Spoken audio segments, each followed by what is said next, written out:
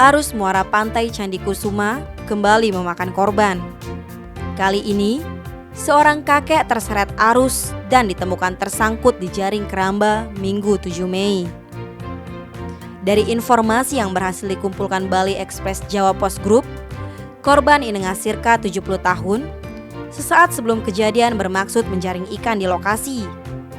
Korban terseret arus sekitar pukul 14.15 WITA dan ditemukan tersangkut di jaring keramba tak jauh dari muara.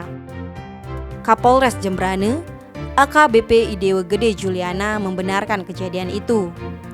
Dari penuturan anak korban, I Ketut Sudiarsana 43 tahun jelas Juliana, sekitar pukul 11 WITA, korban pamit pergi mencari ikan bersama temannya bernama Gede Sutawijaya 35 tahun.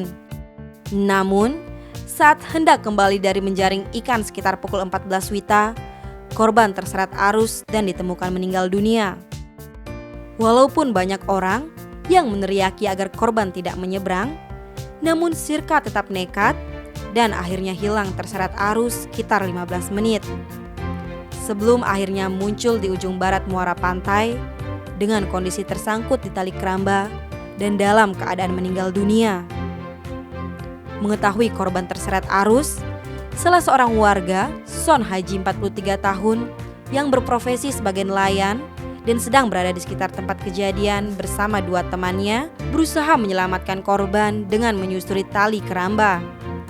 Setelah beberapa saat, korban akhirnya berhasil dievakuasi ke pinggir pantai dengan kondisi sudah dalam keadaan meninggal dunia. Usai dievakuasi warga, jenazah korban selanjutnya dibawa ke rumah duka di Banjar Sari Kuning, Desa Tukadaye, Kecamatan Melaye.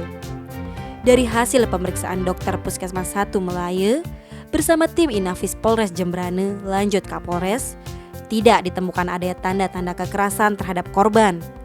Namun, korban memiliki riwayat penyakit prostat dan keluar cairan dari kemaluannya.